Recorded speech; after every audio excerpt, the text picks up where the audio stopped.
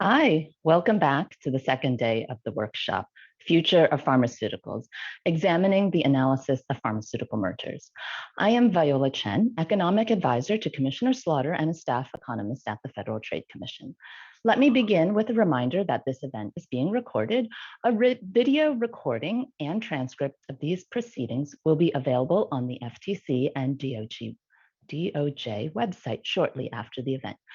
Second, as with any virtual event, we may experience technical issues. If these occur, we ask for your patience as we work to address them as quickly as possible. We will also try to keep you informed of any significant delays. Finally, please continue the conversation with us on Twitter. Our Twitter handle is @FTC, and we are using the hashtag #FutureOfPharma.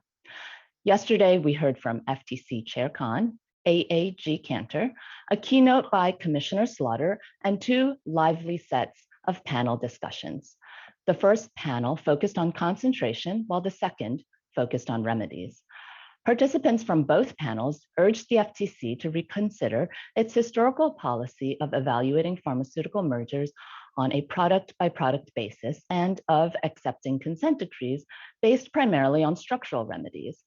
All of the panelists, which, let me note, represented a diverse set of backgrounds, offered a long list of additional considerations from firm size to cross-market effects and the role of pharmacy benefit managers.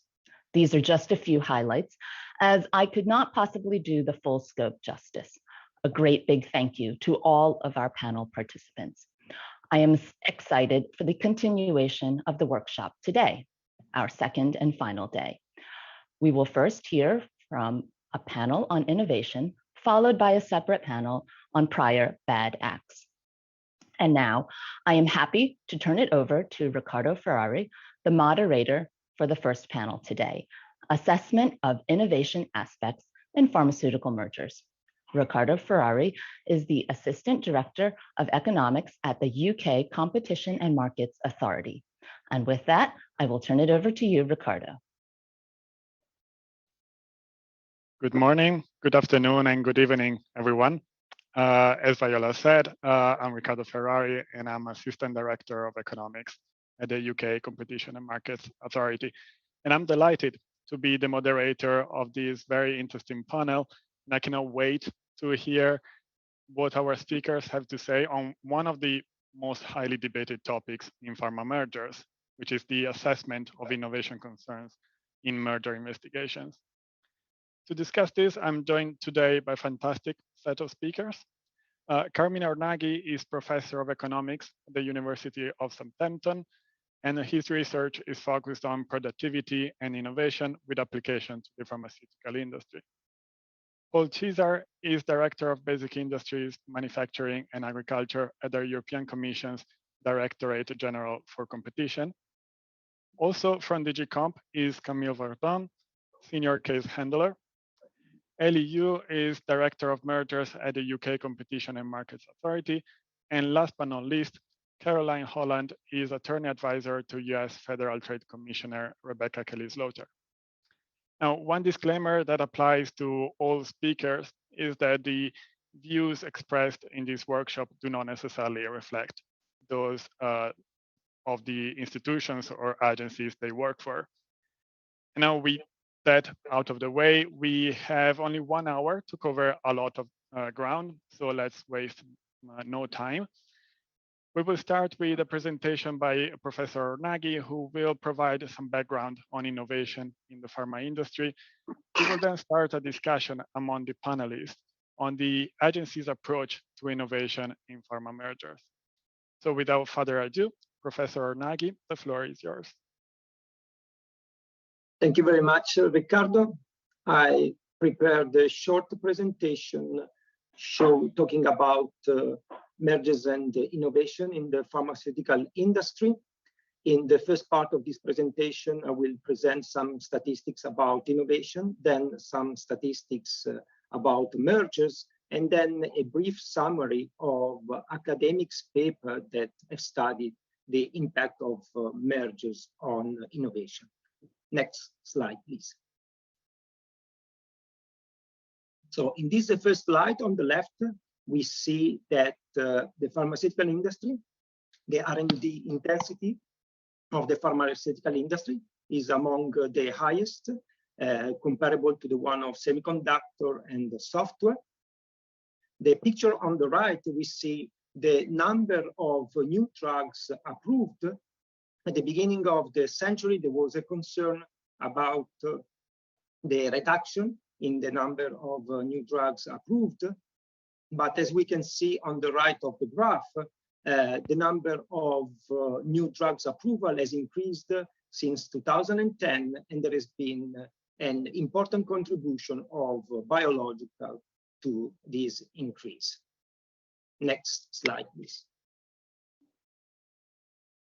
So if we zoom in the last 10 years and we look at the originators of those new drugs, we see that there has been a dramatic change. In particular, if you look at the left, we see that big pharma in red and small biopharma in blue each contributed with 8 new drugs in 2009.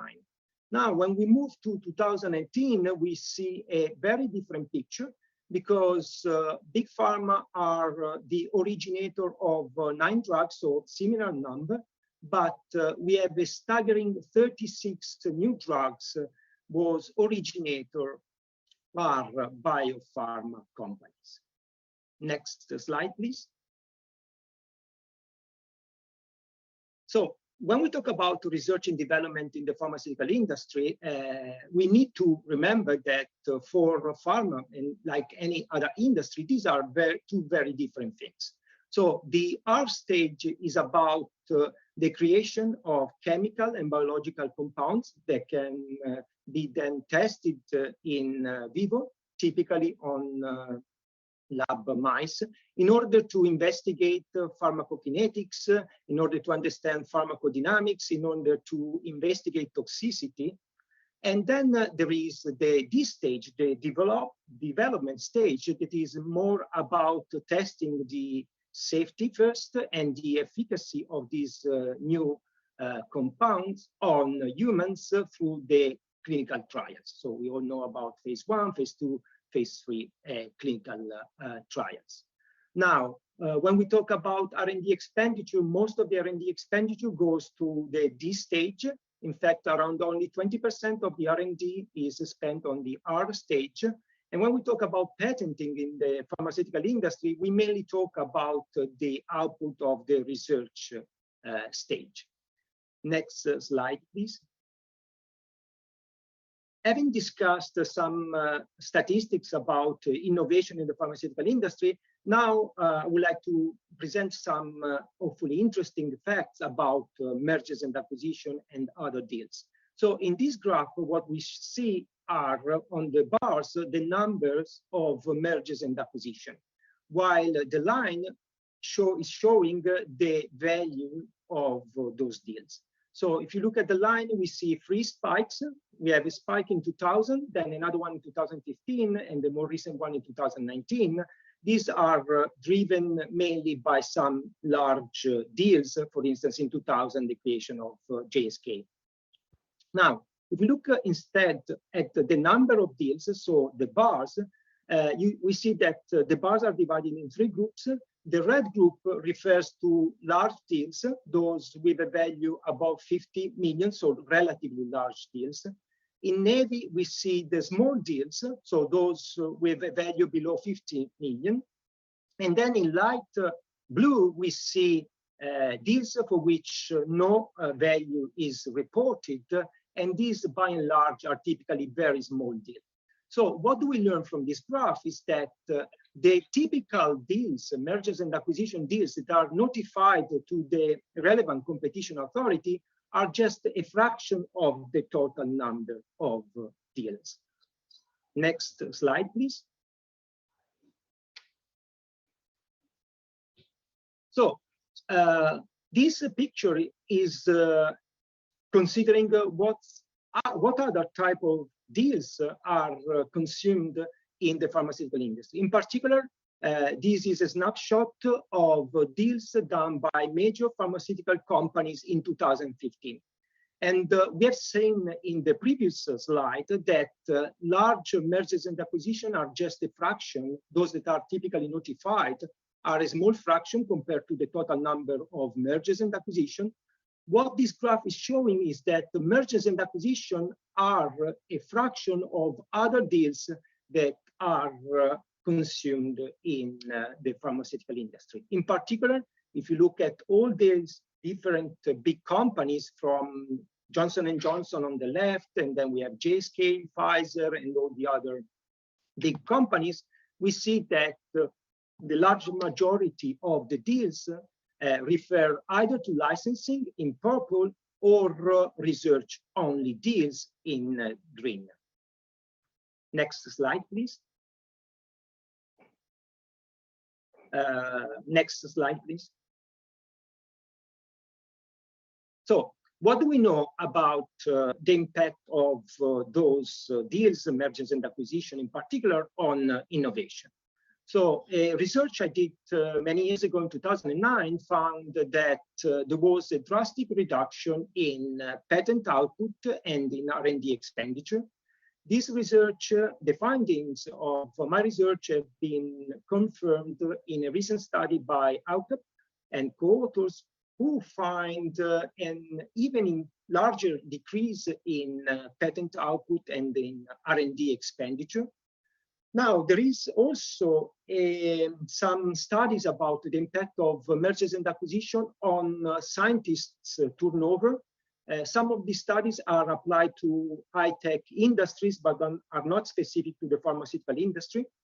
There is a recent study by Luca Berginier and co-authors, which is looking specifically to the biotech industry. And there is also a recent study that I'm undertaking with my co-author, Lorenzo Cassi, which is also looking at the impact of mergers and acquisition on the scientists' turnover. And so the main finding of these studies is that if we have seen a decrease in R&D expenditure and a decrease in patenting, essentially what's going on if you zoom in to the lab of these pharmaceutical companies is that you will see also a decrease in the human capital. That is, there is a large turnover, a large number of scientists that move either to other jobs or move to other companies. Next slide. Thank you.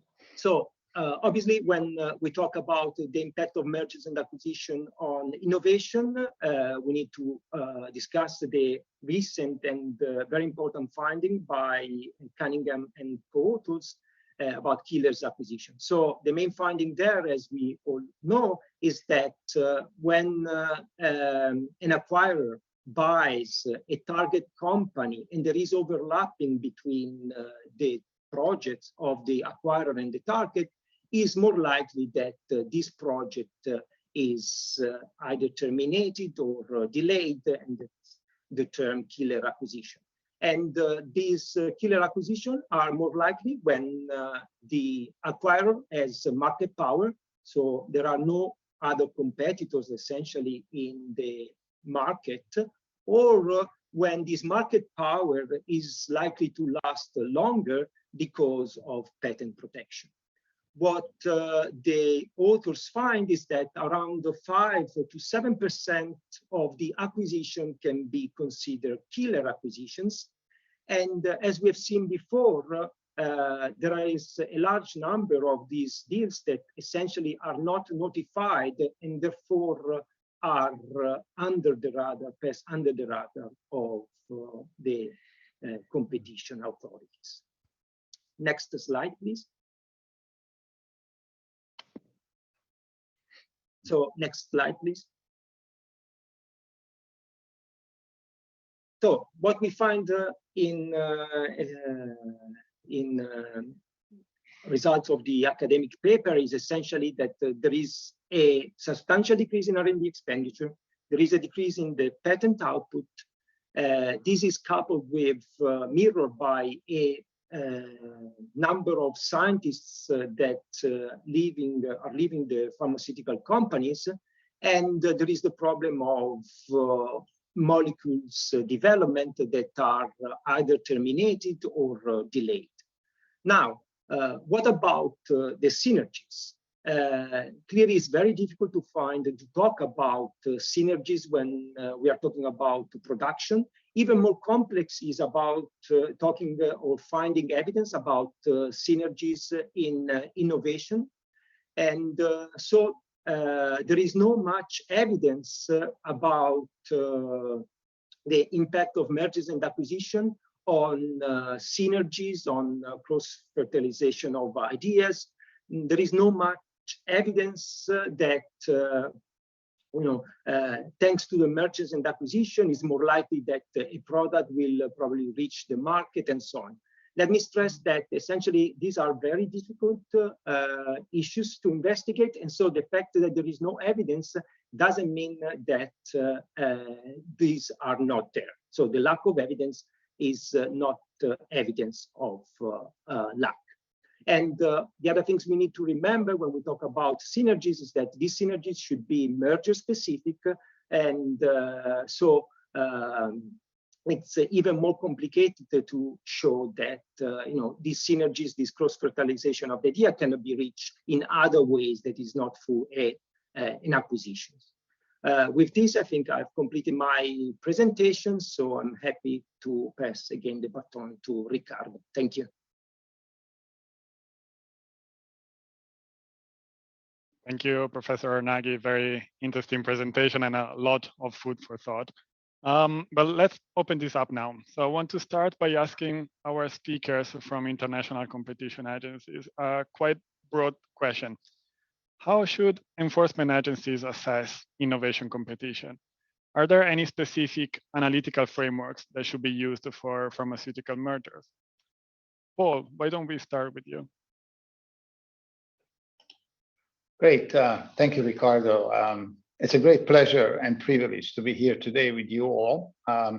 Thank you for giving us the opportunity to speak about the European Commission's experience in this field.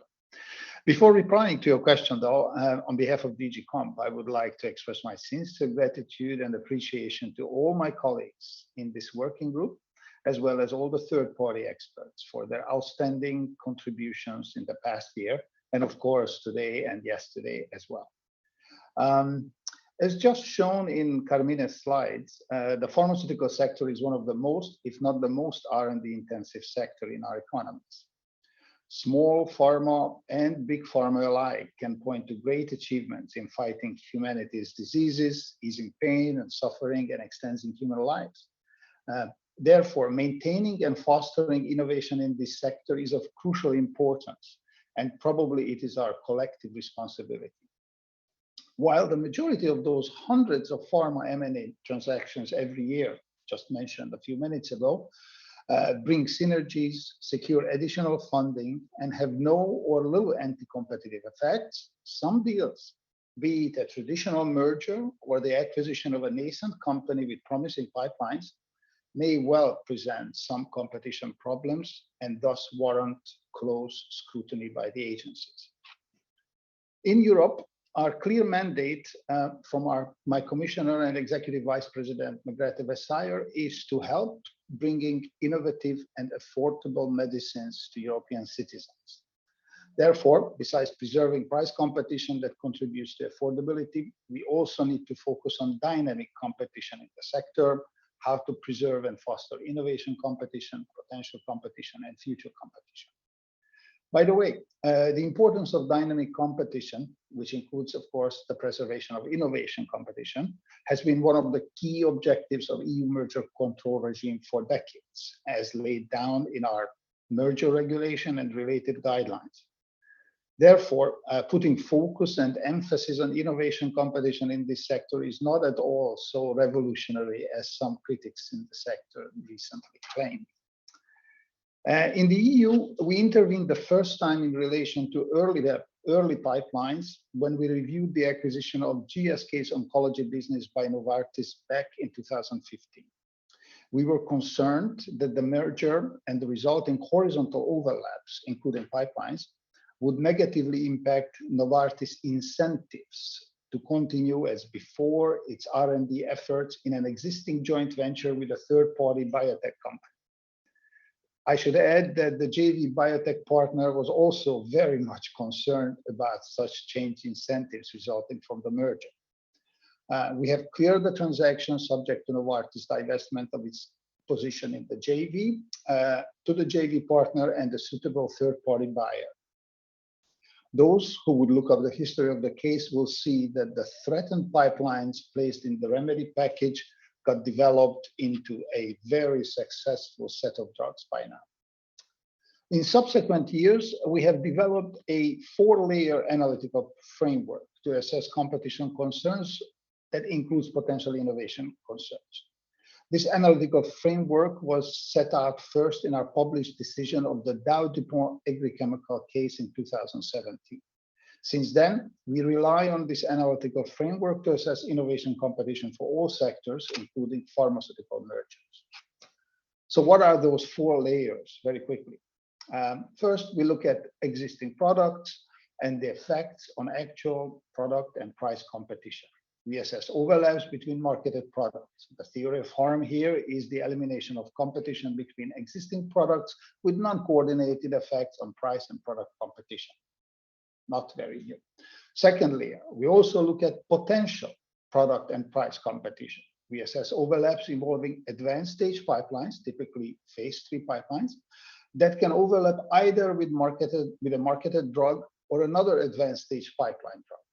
Here, the theory of harm is loss of potential competition with existing products or between forthcoming products. So up to this point, we conduct a rather traditional analysis. But then we also look at innovation competition specific.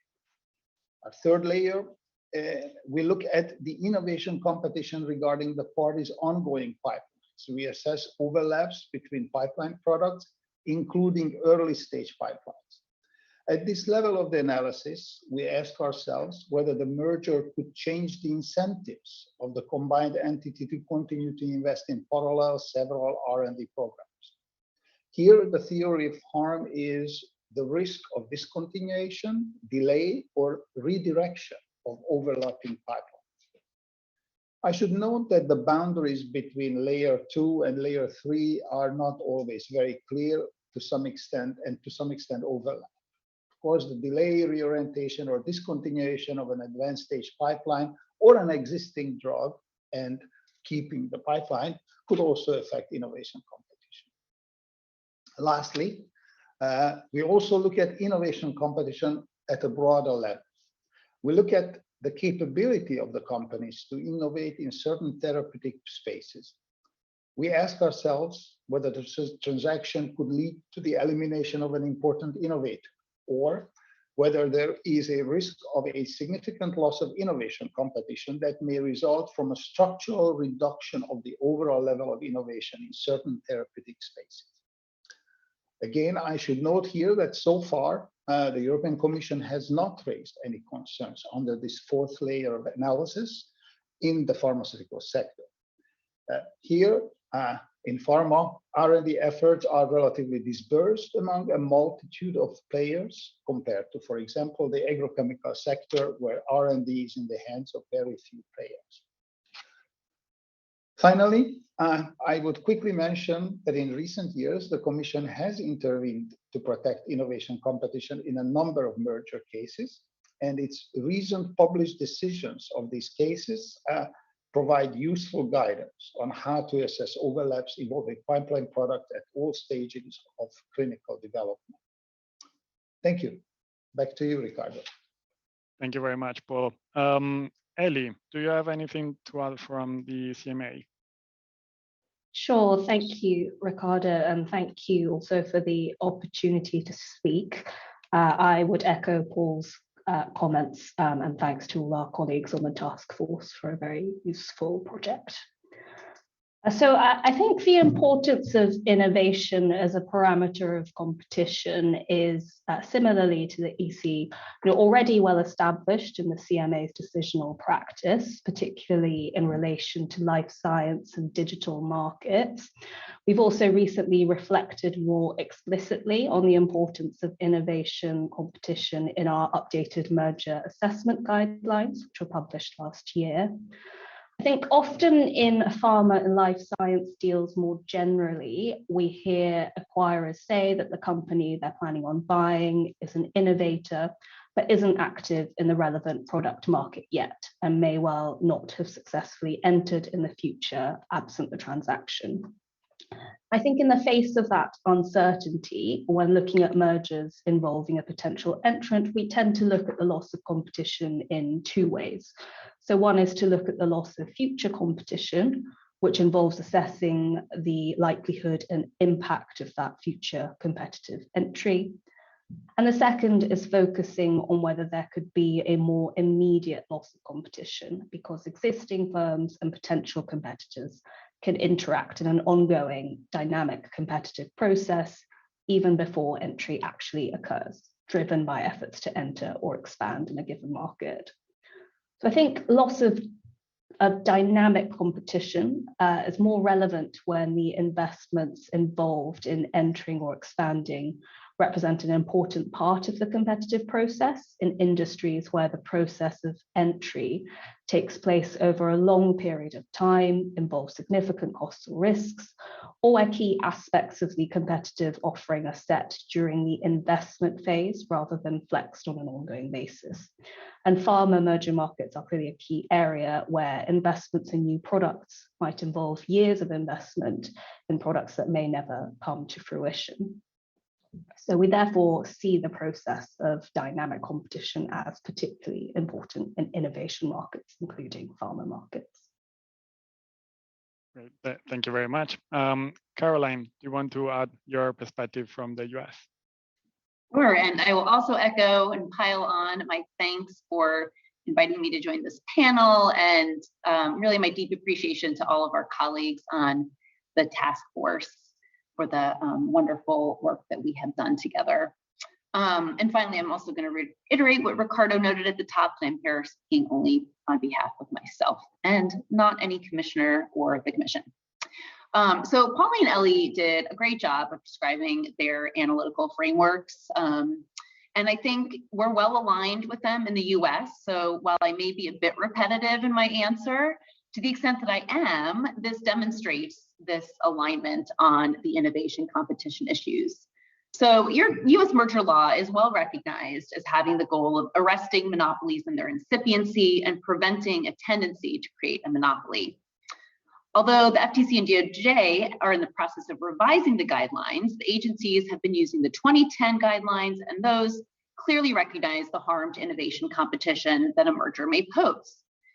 Similar to our counterparts in the CMA and the EC, product to pipeline and pipeline to pipeline overlaps, and product to product overlaps, of course, must be analyzed.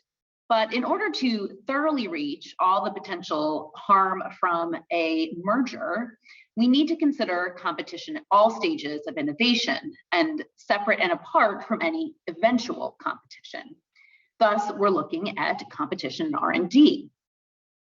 Protecting innovation also requires us, it requires us to look at both the incentives of the merging firms as well as the non-merging firms. For example, the incentives of non-merging firms may be relevant if a merger reduces the number of large firms that are the target sales audience for new innovation being developed by a pharmaceutical startup. This may affect the availability of capital to those startups. Or the merged firm could gain an incentive and ability to foreclose other innovators, thus deterring investment in this space. So I think those are just some ways in which it is important to look at mergers from those standpoints of innovative development process. Thank you very much, and thanks also. That was very clear and interesting. But I think we can all agree that there is a challenge here. So we can apply this framework only to those cases that are under our jurisdiction. So based on the relevant jurisdictional thresholds or on the analytical framework applicable in your respective jurisdictions, how are you confident that you get to review all potentially harmful pharmaceutical mergers? Paul, let's start with you again. Thank you, Ricardo. Frankly, I'm not very confident or certain to answer your questions directly, but I'm very hopeful that we will be able to do so in the not so distant future. There has been a lot of discussions in recent years about high value transactions where the target has no or minimal turnover on the one hand, but has a strong competitive potential on the other hand. And for example, when it has promising pipeline drugs in development. I think everybody recognizes that some of these transactions may in some cases result in significant impediments on competition, which is our test. And so we shouldn't miss their review. In Europe, in a nutshell, these deals often fall outside of the EU jurisdictional thresholds. Our thresholds require a meaningful turnover of at least two of the merging parties in Europe. That is a meaningful turnover from the target as well. At the same time, these transactions, due to the different existing national jurisdictional thresholds, may or may not fall within the notification thresholds of a specific EU member state who also have general jurisdiction and the right to review these mergers. So as you probably know, within the EU at national level, different solutions exist to address this issue of lack of turnover of the target, such as the introduction of deal value-based threshold in Austria and Germany, or the power to order a notification, such as in Sweden. At EU level, the Commission has recently opted for an increased use of the referral mechanism. This mechanism is not new. It's been in our books for a long time. It allows member states to refer potentially anti-competitive transactions to the commissions that do not meet the EU turnover thresholds. These are the so-called Article 22 referrals. For many years, the Commission has accepted referral from member states only when the member states did have jurisdiction based on its own national merger control rules. A recent example of such referral was the acquisition of Pharmaceuticals by Johnson & Johnson. The transaction had no EU dimension and was referred to the Commission at the request of Germany, where the transaction did meet the national merger control thresholds.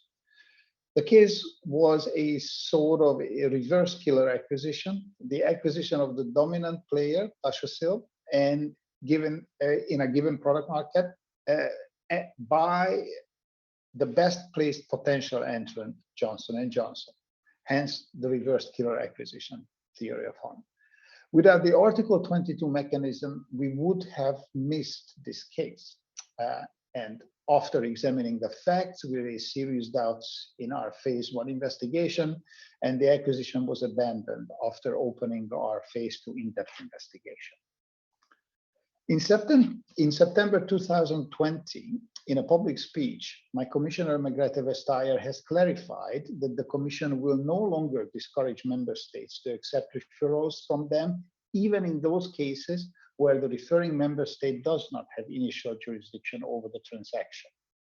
In March 2021, along these lines, we adopted a guidance paper which help companies and practitioners to identify cases that the Commission may consider suitable for referral under Article 22.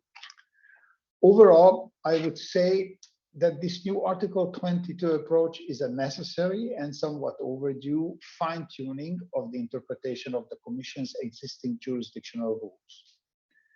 This is so given that our mandate is the preservation and fostering of even innovation competition in a very wide dynamic sector where, as it's been discussed, important target companies have little or no turnover. The use of this Article 22 referral mechanism has obvious advantages compared to drawing a fixed deal value threshold line for jurisdiction. This solution brings some flexibility and doesn't require the automatic notification of unproblematic cases over certain deal value. The factors set out in our guidance paper and the filters used by member states considering referrals do allow us to focus on the most relevant cases. As our audience may know, the Illumina Grail merger is the first new Article 22 referral that the Commission accepted last year, following a referral request made by France.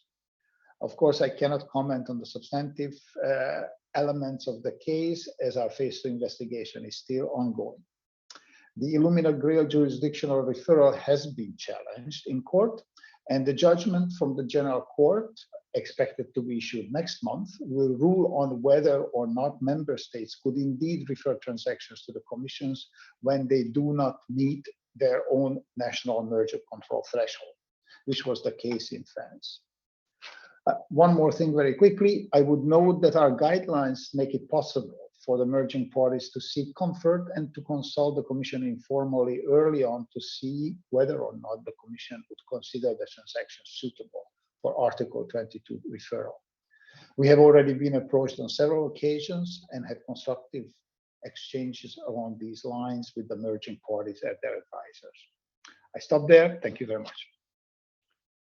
Thank you, Paul.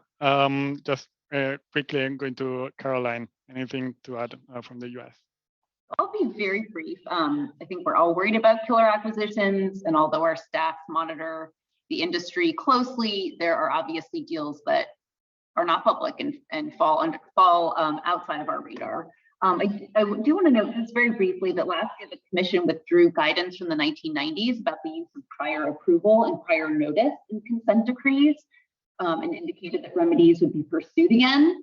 And indeed, the FTC has begun to include in consent decrees provisions that require parties that are settling with us to seek prior approval or prior notice for certain future unreportable transactions. So that can be a small way to maybe identify some of those to the FTC that we otherwise would not have had. But I do think this is an issue that we're going to continue to be concerned about. Great. Thanks. And now turning to some applications. So in practice, how do you assess pipeline to pipeline or product to pipeline overlaps? For example, what evidence do you rely on? How do you apply the framework you just described? And how early do you start looking at pipeline drugs when assessing innovation competition? So let me start from Ellie this time. Thanks, Ricardo. So as mentioned before, I think when assessing pipeline to pipeline overlaps, and indeed overlaps between pipeline and existing marketed products, the one applicable analytical framework is through assessing dynamic competition. And when you're thinking about these issues, and in particular the uncertainty of whether a given pipeline product will come to market, we do consider that the uncertainty of the outcome can be the driving force of dynamic competition, because it increases the likelihood of new products or innovations, and that, in a sense, is what we're looking to preserve. So many markets in the pharma sector can be characterized by high switching costs, if, for example, patients are reluctant to switch treatments. And in practice, that means that incumbent firms have the incentive to compete not only against the products that are already on the market, but also against pipeline products in order to win, for example, as many patients as possible before the pipeline product is commercialized, so as to reduce the eventual impact of the new product on the incumbent sales. So this type of innovation competition can result in improved competitive offerings from potential entrants and other market participants. For example, as incumbents may be incentivized to respond to these efforts to prevent a future loss of profits. That ties in somewhat to what Caroline was mentioning earlier. So I think that's all a way of saying that in our assessments, when we apply it, uncertainty on how the future may pan out, including in relation to pipeline overlaps, should not necessarily mean that anti-competitive mergers should be cleared. However, any assessment does, of course, need to be grounded in evidence, and to that extent, there is a range of evidence we can consider, including the merging parties' business plans, internal documents, evidence of steps taken towards entry and expansion. I think taking a few recent examples of CMA assessments in the pharma sector. So for example, in AstraZeneca Alexion, there was an overlap in a phase 1 and phase 2 pipeline to pipeline overlaps for a particular type of cancer. We focused in our closeness of competition assessment on reviewing recent internal documents of the parties and clinician feedback. And this measure was eventually cleared on the basis that we felt the evidence showed that there was a strong level of pipeline activity for this particular type of cancer more generally, and that would therefore be sufficient competitive constraints on innovation post-merger. I think we'll also look at factors like the ability and incentive, as mentioned, of other potential competitors to enter or expand. I think in Roche Spark, which concerned an overlap between a pipeline and a marketed product, we found that there were other suppliers developing a gene therapy treatment and concluded that Spark did not offer particular sort of advantages over the others, and in doing so, placed more weight on forward-looking evidence than evidence on past historic performance. I think just as a final point, Roche Spark also offered some observations on your question, Ricardo, of how far back you should go when looking at pipeline drugs. And one thing we noted in that decision is that pharma markets are obviously characterized by a degree of transparency as to the relevant rivals active in the sector, stage of development of a rival firm's pipeline products. And in that context, market players clearly do often begin to react to each other's pipeline products well before commercialization. And we made the observation in that decision that a firm at a relatively developed stage of R&D for a given treatment is already liable in some cases to provoke competitive responses from other market participants. Thank you, Ellie. Camille? Thank you, Ricardo. I'll probably repeat what Ellie just said to some extent, but I will try to give you a practical insight on how the Commission assesses pipeline-to-pipeline overlaps. As Paul already mentioned, we look at pipeline-to-pipeline overlaps, both in terms of potential product and price competition, but also in terms of innovation competition, looking at the risk of discontinuation, delay, or reorientation of one of the merging companies' pipeline drug. I will start to say that there are challenges in assessing pipeline-to-pipeline overlaps, due notably to the uncertainty Ellie mentioned, but this is not a driving factor, and the uncertainty is notably linked to the risks inherent to the development of drugs, but there are also challenges due to the higher asymmetry of information between companies and the Commission when it comes to research programs. That being said, we believe that our current merger control toolbox enables us to assess properly pipeline-to-pipeline overlaps.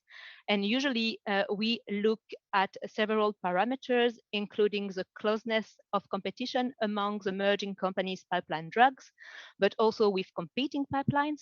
We also look at how promising the merging companies' pipeline drugs are, and also the overall number of competing marketed and pipeline drugs available in the market. On this point, I will already say that there is no magic number with respect to the number of marketed and pipeline drugs available in the market that would make us rule out competition concerns, and this will always depend on the disease, concerned, and the specifics of the case. That being said, when we assess all these parameters, we rely on several sources of information, including historic market data, but also scientific data, for instance, clinical practice guidelines, which are very useful for assessment. We also rely on feedback from market participants and notably medical experts, which give us valuable information, notably on the merging parties' pipeline drug features, the features of the merging parties' pipeline drugs, to understand whether maybe based on their mode of action or on the safety and efficacy data available at the time of our investigation, these pipeline drugs would be expected to be used at the same stage of the treatment algorithm, or to target the same patient groups. These are, of course, very useful information we take into account in our assessment, and we thank medical experts for their valuable cooperation in our merger investigations. We also obviously take into account the information provided by the merging companies, including the internal documents, which are key to understand the rationale of a transaction, but also the synergies expected by the parties.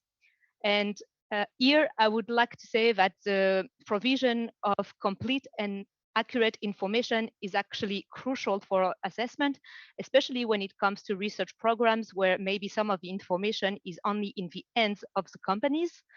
In the past, the Commission has taken a strong stance towards companies not complying with this obligation of providing accurate and complete information. And I'm referring here to Sigma Aldrich in 2021, which was fined for not complying with this obligation, and we will continue to do so in our merger investigations. Then also, and this I will probably echo what Eddie said, we take into account the time to market and the chances of success of a pipeline drug in our assessment, but these parameters do not determine the scope of our investigation. In the past, we have looked at very early pipeline assets and even preclinical assets. And for instance, I'm thinking about the BMS Celgene investigation, where we looked at a preclinical asset following a complaint from a third party. But we also take into account the fact that even for late stage pipeline, there are still many unknowns, notably in terms of efficacy and safety data, and we are willing to make the necessary adjustments when needed. This was, for instance, the case regarding the waiver request, the request to waive the commitments made by Takeda in 2020 regarding commitments he had taken for the divestment of a phase 3 pipeline drugs. We conducted an investigation following the receipt of this waiver request, and we found that actually several developments had affected negatively and significantly the profile and timeline of these pipeline drugs. And we therefore accepted the waiver request. So we made the necessary adjustment, taking into account the development that had occurred with these pipeline drugs. Thank you very much, Ricardo. Thank you. Thank you very much. So now I have two questions on topics that I'm sure you have encountered many times before. And the first is quite high level. Do you really see a growing risk of concentration of R&D capabilities in the pharmaceutical sector, given the large number of companies with R&D capabilities, like big pharma companies, biotech companies, university research programs? So Caroline, I come to you first and then to Camille. Thanks. So your question, do I see a risk in reduction in R&D?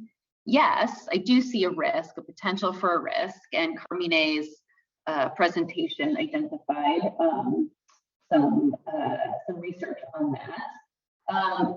And while these are not pharmaceutical cases, the FTC has alleged harm to innovation in complaints challenging the tie-ups of Lockheed Martin and Aerojet, and Illumina and PacBio, both of which were abandoned after the commission authorized complaints. This is also an issue in Illumina Grail, which is pending in litigation. So I do think this is something to look very closely at. I think the risk is not imaginary. And I give much credit to our Mergers 1 section and economists from the Bureau of Economics who work to bring these cases that I've mentioned, and for looking at and being on the forefront of these innovation competition issues. And at the risk of being a little bit repetitive, but I'll do so for emphasis, mergers that might reduce the drug research and development really can diminish the innovation competition that results in scientific progress. And I think this type of progress that we are trying to protect is very important, and the risks of losing that are great enough to really take this seriously and investigate it. You? Yes. So I will start by saying that I completely agree with Caroline's remarks. And but on the Commission side, so far we have not seen, as mentioned by Paul, a case in the pharmaceutical sector where the concentration of R&D capabilities resulted in anti-competitive effects. However, as emphasized by all speakers today, innovation is key in the pharma sector. This is a key factor of competitiveness, and so we will continue to look at this aspect very closely in all our merger investigations. So we will continue to request information from the merging companies about their integration plans, their own R&D, but also elements also mentioned by Carmine earlier, R&D expenditures from the merging companies and competitors, number of full-time employees involved in research programs, number of new products launched based on new molecules, but also the ability, we also take that into account, the ability to enter into R&D partnerships. That being said, in the pharma sector, we didn't have a case so far, but we have applied this theory of arm in other sector, in the agrochemical sector, in the Doe-DuPont case, also mentioned by Paul earlier. And we have also looked very closely at this theory of arm in the context of a case in the animal health sector, where we saw that there were high barriers to entry to develop R&D capabilities because of the significant investment needed, but also the advantage given to players active in both human health and the crop industry, R&D industry, so which limit even further the number of credible innovators in the space. In the end, we ultimately unconditionally cleared that transaction based on the results of our market investigation, looking notably at all the elements I listed before. But we will continue to look at this aspect closely in all merger investigations in pharma. Thank you. Great, thanks a lot, very interesting. And now to my last question. So don't you think that the systemic review of early pipeline overlaps and the review of acquisitions of small biotech companies with no or little turnover could have a chilling effect on investment in innovation in the sector? So let me go to Paul for this one. Thanks, Ricardo. This is a very good question.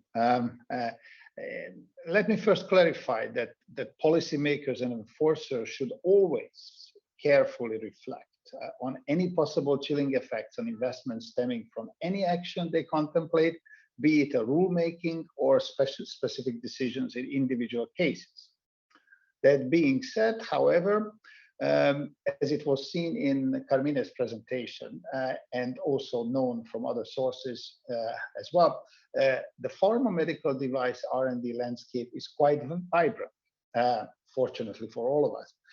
Obtaining funding for promising projects, including for startups, are seldom a problem. We should also not forget that reviewing early pipeline deals does not mean prohibiting them. We should keep in mind that the majority of our cases are treated under simplified procedure or otherwise do not require any intervention once they are notified to us.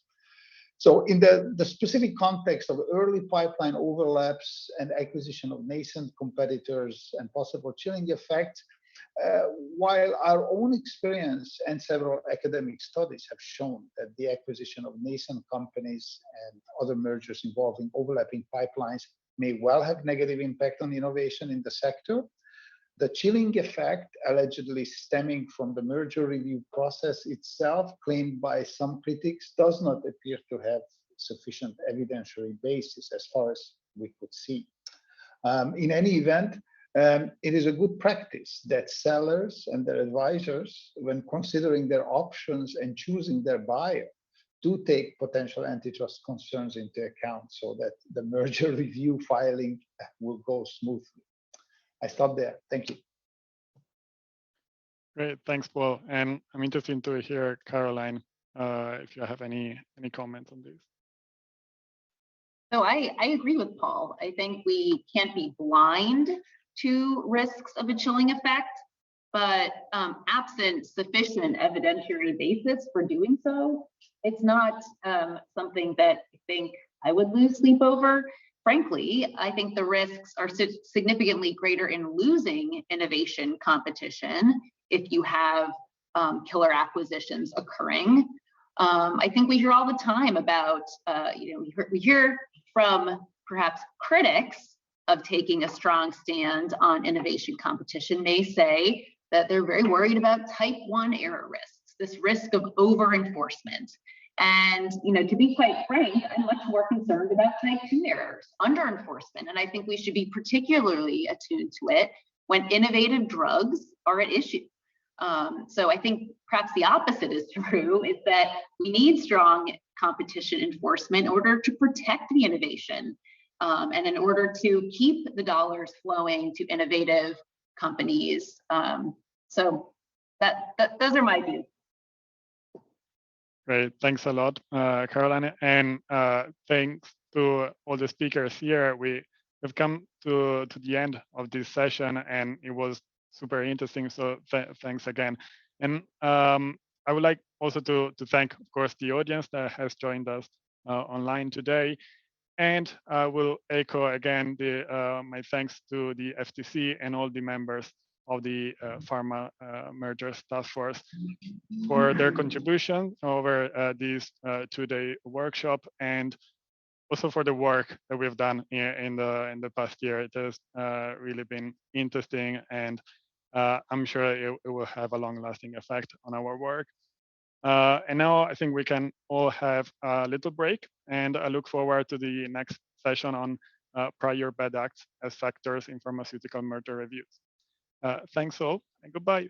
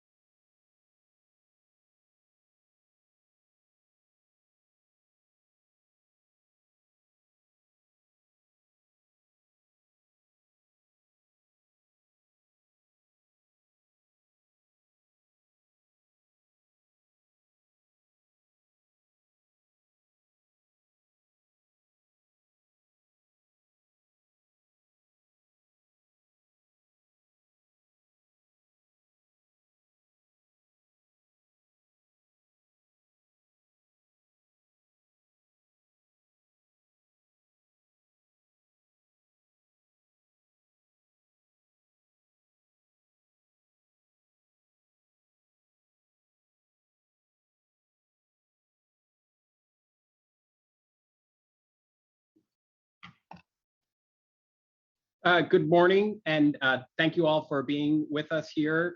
This is the last panel, but I think probably the best. I think we've saved the best for last. My name is David Lawrence, Policy Director of the Antitrust Division, and we're going to be talking for the next hour about prior bad acts as an issue in pharmaceutical merger reviews. And the reason I say I think we're saving the best for last is we focus so much on the prospective nature of merger reviews, but of course the history of an industry is incredibly important to understanding its future. And so we're going to have a tremendous panel with us to help understand that question today and to think about those dynamics. Michael Carrier is Distinguished Professor at Rutgers Law School, where he specializes in antitrust and IP law.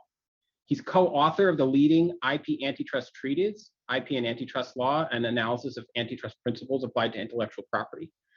The author of numerous books and law review articles and chapters, incredibly prodigious academic, and a really intelligent and nice guy. So I think we're going to really look forward to hearing from him on this. Raksha Kapuram is a senior research assistant at the Washington Center for Equitable Growth.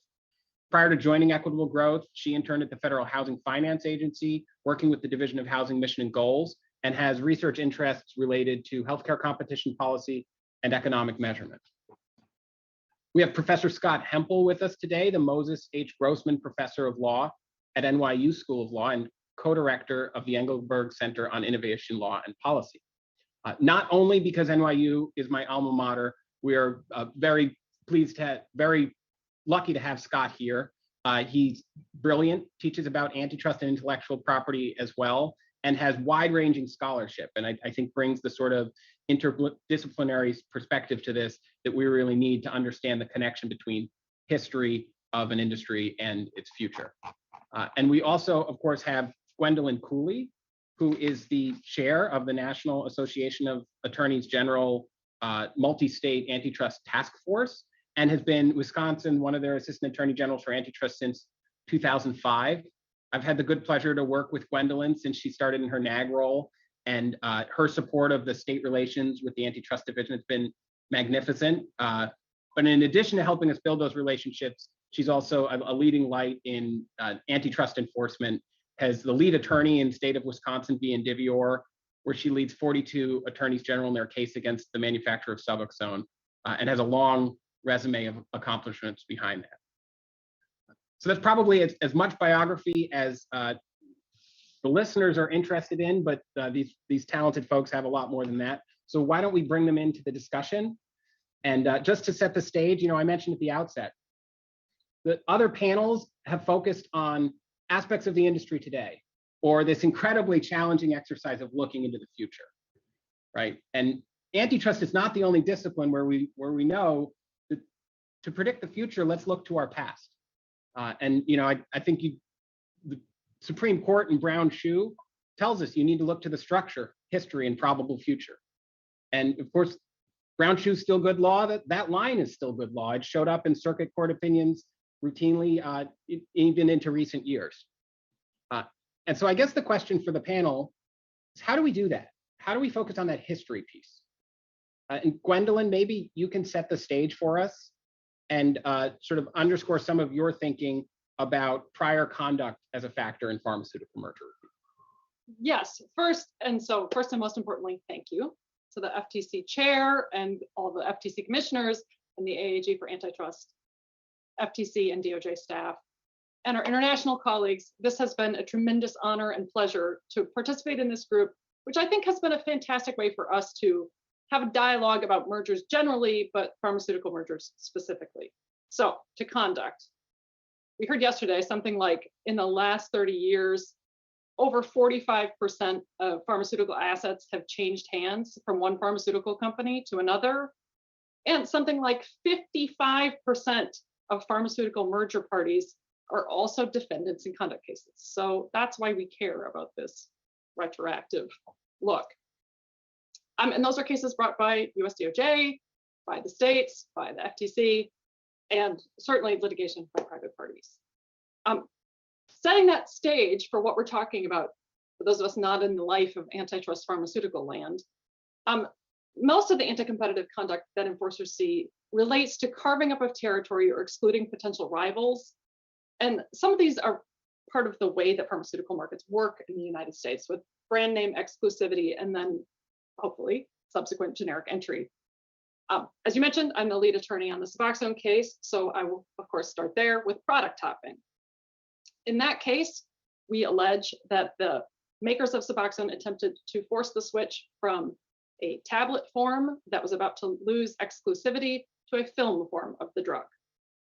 And that film form was protected by a patent. Another similar case, Namenda, involved switching from a twice daily pill to a once daily pill. Allegations in both cases were about the removal of that originator drug, that first drug, and its effect on potential generics who would not be substitutable for that patent protected version. Of course, we have reverse payment cases, which are also called pay for delay cases, where the branded manufacturer pays the generic to stay off the market for a period of time, ostensibly to settle patent infringement litigation. States have been active in this area as well, with the Lidoderm case's recent allegation of a months-long delay as a more recent example. Sometimes the schemes are more complicated. We heard about this a little bit yesterday, and I'm sure that we will hear about it again today from some of our colleagues. This case is near and dear to their hearts. The recent Viera case, where the makers of Viera restricted access to the active pharmaceutical ingredient and then engaged in other, what I call shenanigans, to ensure that there was no supply and no ability for generics to enter the market, despite 4,000% price increases. We see allegations that patent holders misuse the REMS process, which is the risk evaluation and mitigation strategy, I believe, which is the process where generics and brands come together to figure out what the safety mechanisms will be. We see Walker process fraud, which is fraud on the Patent and Trade Office related to their patents. We see misrepresentations to destroy the market. We see patent thickets, which some enforcers have taken a look at, like in Humira, where a group of states filed an amicus here in the Seventh Circuit expressing concerns about the effect that huge numbers of patents can have with, huge numbers of patents with varying expiration dates would have on competition. And sometimes we see all these things together. Then, of course, there are the allegations. That was mostly unilateral conduct, but we also see multilateral conduct, where there are allegations of straight up price fixing or territorial allocation, where companies have agreed to not to compete to produce generic pharmaceuticals. Yeah. Thank you. And I wonder if Raksha, you want to jump in, or others on the panel with thoughts on this sort of intro question of prior conduct? Absolutely. So I want to add that coordination within the pharmaceutical industry isn't always a bad thing. During the pandemic, we saw companies like Pfizer and BioNTech work together to create an innovative vaccine to protect people against COVID-19. But unfortunately, this isn't always the case. We don't really see a lot of coordination to bring forth innovation.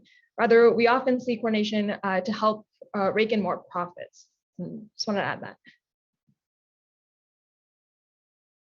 I'd be happy to jump in here for a minute. When we think about the intersection of mergers and conduct, I think quite often the causality isn't quite right, but the sequencing is the other way. There's a merger and then there's conduct, right? So there's a merger investigation that uncovers price fixing, and then we go pursue the conduct. Or the merger is temporally prior to bad conduct. So the Viera-Shkreli case that has been mentioned a few times. I was the FTC's economic expert in that case and testified at trial in December.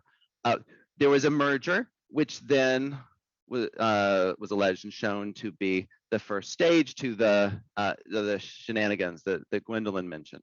Now here, I think part of our focus on this panel is going to be thinking about this in the opposite direction, how conduct, past bad acts, might inform merger policy. I think there's two kinds of synergy that we want to be sort of focused on, that we can sort of organize our thinking using. A synergy as to inference and a synergy as to effect. So synergy as to inference. Intent, we've understood, at least since Chicago Board of Trade, is indicative of effect, an idea that was powerfully reinforced in the Microsoft case. It's not that we are going after folks with evil in their heart. We're going after bad anti-competitive conduct, conduct with ill effect, but intent is informative about effect. It provides information about the expectations of parties. What effects do these sophisticated firms think that their conduct will have? And here, I think previous demonstrated bad conduct can be informative of their intent and might therefore inform how we think about a subsequent merger, that earlier willingness and plan to engage in anti-competitive conduct might inform how we think about the effects of a merger that's in front of us. Second, just a synergy as to effect itself. Bad conduct, particularly if it has continuing effects, maybe the conduct is continuing, or maybe it has residual effects that haven't been entirely resolved through earlier injunctive relief, might reinforce, it might amplify the concerns about a merger. So, there could be some suppression of competition through some unilateral policy or some contractual restraint, and then that could be amplified or kind of multiplied by an acquisition. So I think these are two different kinds of relationships that we want to be thinking about when we evaluate the role of past conduct in current merger review. And so let me add just one particular example, which is the merger between AbbVie and Allergan. So much of the anti-competitive conduct that we've heard already in response to this question showed up in just this one merger. So start with AbbVie. You have a pay-for-delay settlement in which Abbott paid Teva to delay entering the market with a generic version of its testosterone gel. In response, it offered a separate product, cholesterol treating Tricor, at below market prices. And the court there said that this was not an independent business deal, and that was, quote, highly unusual because Abbott would have lost $100 million in revenues. In addition to pay-for-delay settlements, Abbott also was found liable for sham litigation. So in an important case brought by the FTC, the court found that this was objectively baseless and that, quote, no reasonable litigant in its position would believe it had a chance of winning. That's a big deal. It's really, really hard to win sham litigation cases. And the fact that the FTC did so pretty much shows that this was anti-competitive conduct. And then finally, you have the patent thicket that we have heard about, in which AbbVie collected more than 100 patents to delay competition on Humira. There were documents to the effect that it was building an estate to do that. The district court issued an opinion that really wasn't supported by the case law. There was evidence of sham conduct here in which AbbVie listed patents that were invalidated with ingredients that weren't in the biosimilar product. And there also were allegations of pay for delay. So you put it all together, and with AbbVie, you have evidence of pay-for-delay settlements, sham litigation, and thickets. But that's not all, because AbbVie merged with Allergan. And so now we get some additional anti-competitive conduct. We start off with citizen petitions in which Allergan filed repetitive petitions to delay generic competition on dry eye disease treating Restasis. The FDA, which holds its cards close to the vest, was frustrated with this conduct. In the second response, the FDA said that Allergan, quote, should not be surprised by its response. And in the third response, it said that this, quote, repeats many of the assertions already addressed. And in case we thought we knew the universe of anti-competitive conduct, Allergan, very creatively, came up with a new one, which is trying to transfer its patent to a Native American tribe to invoke tribal immunity to avoid review at the patent office. So at the end of the day, when these two companies merge, you have 5 forms of anti-competitive conduct that have been pretty much proven in the courts. And why does this matter? You think about the ability and incentive to engage in anti-competitive conduct, and you have that here. You have a heightened ability to engage in the conduct because you have a greater toolkit of anti-competitive tools, and you also have a greater incentive because in many cases they're projecting higher monopoly profits, so they have even more incentive to engage in this conduct. So that's one example of how you could use these prior bad acts when thinking about the merger. So let me ask a little bit of a translational question. How do we translate all of the different types of history that were just mentioned into a merger review? So, if we take the Supreme Court at its word that Congress wanted to arrest a trend towards concentration in its incipiency, and to stop a rising tide of concentration clamp down with vigor on mergers before the problems arise. What did these sorts of conduct concerns tell us? And maybe I'll go to you, Gwendolyn, here. How do you translate them to sort of the modern thinking about merger review that helps us to arrest concentration and insufficiency? Yeah, so I think when you see both unilateral or coordinated effects, and you've just heard, there's more. You've just heard a sampling of some of the conduct that we've seen. All of it really, though, is an attempt to corner the market on a particular drug and maximize profits. From a merger perspective, it's important to look at the history and how that impacts our analysis post-transaction. And so I think the conduct matters in terms of what kind of transaction it is. I think that it's pretty clear that if there is head-to-head competition in the molecule-to-molecule space, that is something that is a fairly straightforward analysis. And so for illustration, because it's easier when you're an antitrust enforcer to talk about a hypothetical, I've created a drug. It's called antitrustine. It treats insomnia, obviously. So if generic antitrustine molecule makers wanted to merge, right, that's pretty clearly head-to-head competition. And while a court, it would certainly be nice to go into a court and say, not only is this head-to-head competition, so we should block this merger, but also they engaged in all these other shenanigans, right? I think so. That one is pretty clear. Now, if there's nascent competition and you've got name brand antitrustine wanting to acquire someone who may potentially have antitrustine in the pipeline, right? I think then you start to really look at the conduct and see what has happened before, right? Is the name brand antitrustine, do they have a patent thicket? Have they engaged in reverse payments to keep that generic antitrustine off the market? But then I think when you get to things that are not molecule to molecule, it's a little bit harder, right? Let's say antitrustine wants to acquire the maker of relaxine, which treats anxiety. Is that the same market, right? I mean, if you have less anxiety, then maybe you can sleep better. How do we handle that? Are they in a broader market? We're looking at the whole portfolio of drugs. I mean, so I think that that's something that we would need to look at more closely. And then, of course, remember, as David and I know very well, when you're in court, right, it's ultimately the judge that decides this. We need to keep in mind as law enforcers, when we challenge cases, that ultimately it's the judge who decides whether there's a danger of anti-competitive effects as the result of a merger.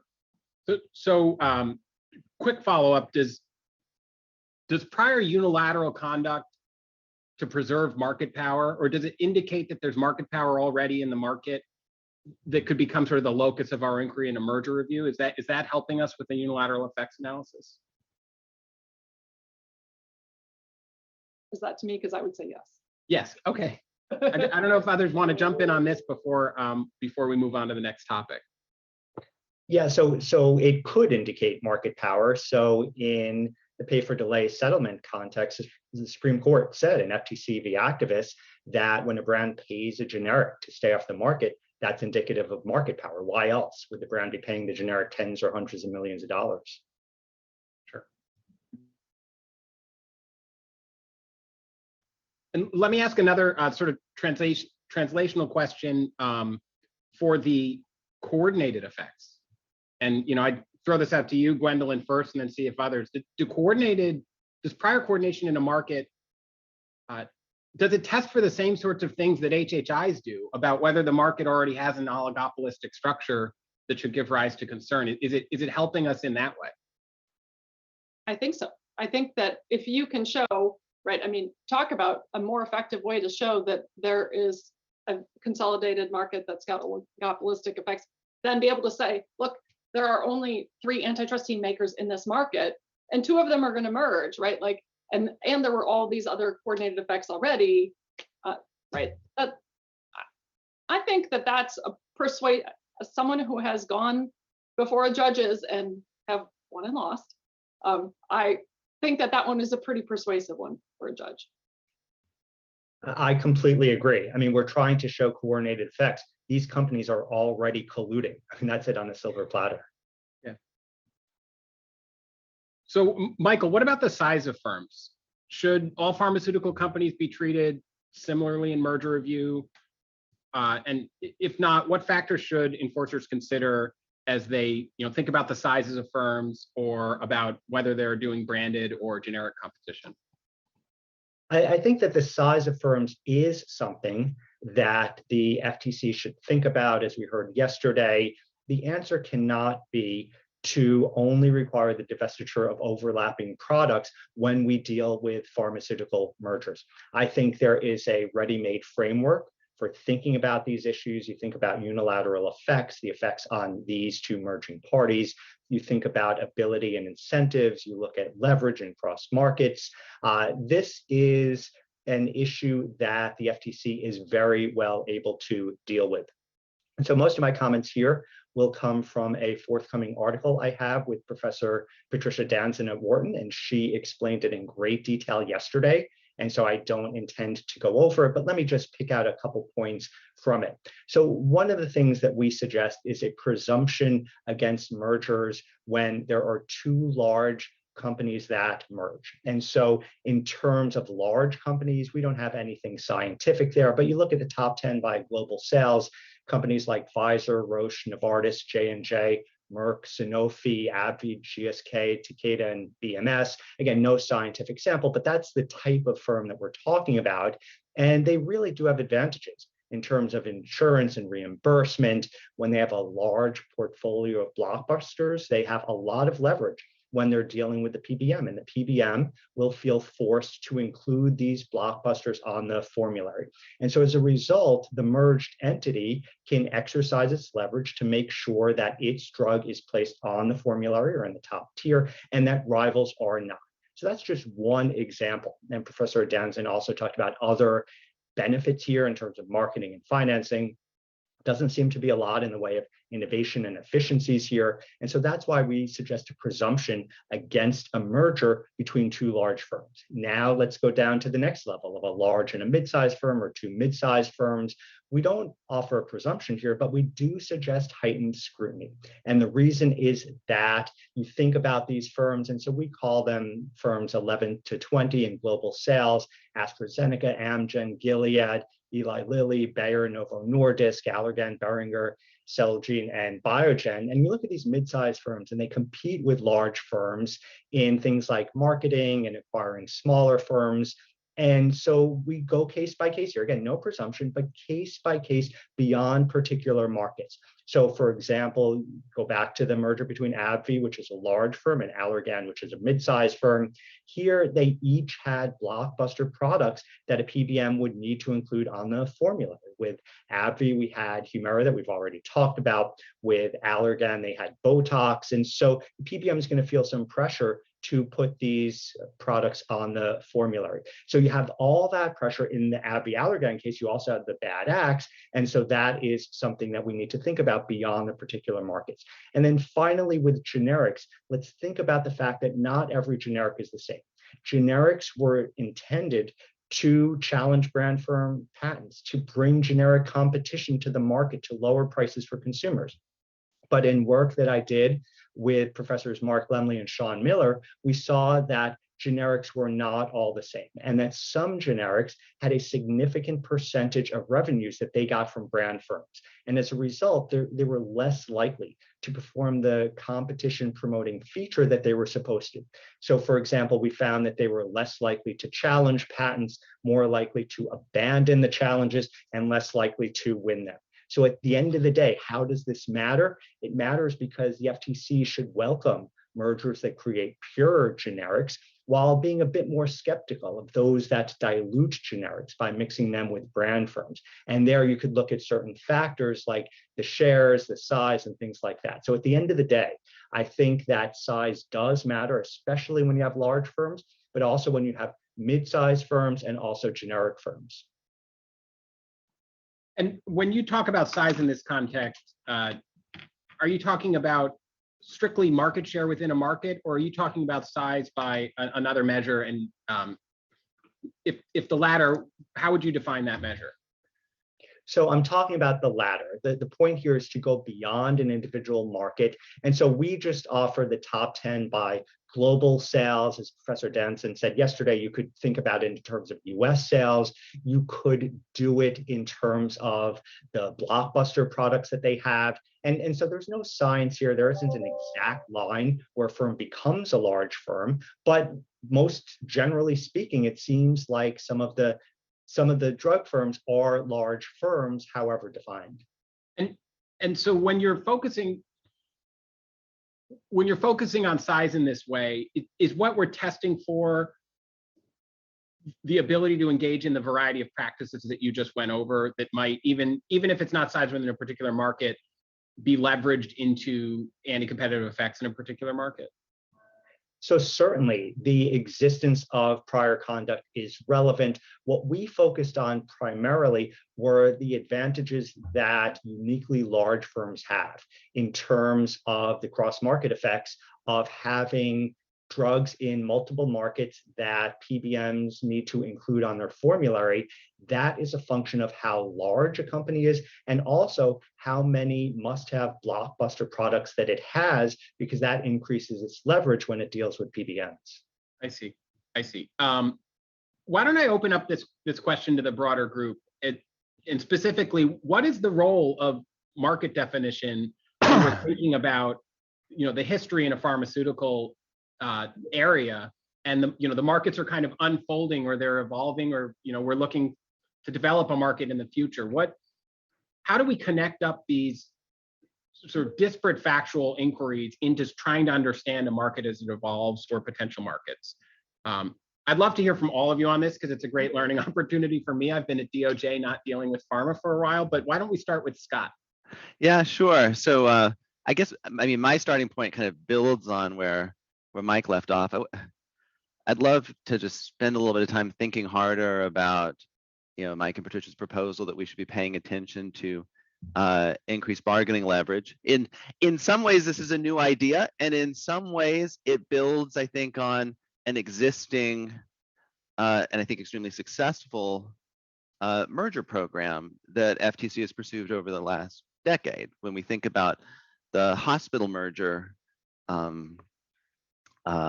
program over the last decade, the focus there has been on increased bargaining leverage, right? That by combining, you could become a must-have with respect to a payer, typically a traditional insurance company, and thereby command a higher reimbursement level as a condition of inclusion in a particular insurer's network. Now, frequently typically, maybe always, those cases so far have been within market, in the sense that they were within traditionally defined product markets. But there's important work by economists, I think, making a strong case that even when hospitals are in disparate locations, and hence in different product markets as traditionally defined, that nevertheless there could be the acquisition of increased bargaining leverage that would have much the same kind of harms that the more everyday merger program has been tackling in the FTC. And so what I understand Patricia and Mike to be doing is taking that thinking and bringing it over to pharma and saying, well, just as you could have cross-market effects that increase bargaining leverage in hospitals, that could be true over here in pharma. And so we need to take this seriously. We need to take a hard look at this. So I just want to offer a minute or two just thinking about how might we go about that, because healthcare is a complicated business. What does it mean to acquire increased leverage? How do we think about the potentially synergistic effects of bundling? If I'm already a must-have and I become even more must-have, how does that, if at all, does that affect my bargaining leverage? I think these models get pretty complicated pretty fast, to the degree that PBMs are, passing through their increases to some degree, as opposed to having to sit with it. That probably affects their bargaining in a way that, that gets complicated. So this is not just that the dispenser doesn't pay for the drug, the usual kind of healthcare issues, but also the the specific nature of PBMs in this bargain that I think is important to take a close look at. Now, of course, the FTC is committed to taking a hard look at PBMs. If I was to give an additional, this may already be on the list, honestly, but if I were to give an additional thing to think about, it might be when PBMs negotiate, how, if at all, do they think about or worry about joint negotiation over multiple drugs? How, if at all, do they worry about the wake of an acquisition? So, I think there's been marvelous work done in other merger contexts about retrospectives and thinking about whether prices increase after a beer merger, let's say, or an airline merger. Well, y'all could do that here, as long as you're thinking about PBMs in a robust way. One, I think, important component here that's, I think, prompted by the DANS and carrier program would be, all right, after a merger, did leverage increase in fact from the standpoint of the PBMs? Go ask them, collect data, see how reimbursement levels changed, if at all, following this. Just asking them whether it bothers them probably is at least somewhat informative. But this is something that we could chase to see whether this theoretical possibility is borne out on the ground. And this seems like a good moment to do it, given that PBMs are, as I understand it, due for some scrutiny in any event. Raksha or Gwendolyn, anything to add on this question of how market and market definition relates? Raksha, I'll let you go first if you have something. I was actually just going to turn it over to you. Okay, well, so my thought is, I think that's interesting to think about the bargaining leverage, right, from that hospital experience, right? If you've got anitrustine and relaxine, right, what does that actually mean when you're negotiating with PBMs, right? I don't know that we know the answer to that, but that's something. So to the original question, that's something that's almost easier to look at in retrospect, and is a thing that could be done, right? It's tough to project what that, tough for me to understand since I'm not an economist, tough for me to understand how you would project that in the future, but certainly you could look at that bargaining leverage from the past. When you've got two blockbusters, how does that increase your leverage? I think that's a very interesting question. But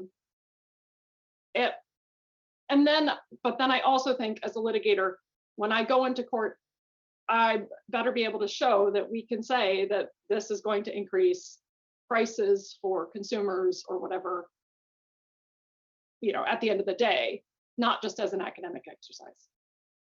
And I think that supports Scott's very reasonable suggestion for a retrospective and for a look after the fact at what happened. I mean, our assumption was that if you have a combination of must-have products, then you have more bargaining leverage. But Scott makes the fair point, well, you have a must-have to begin with.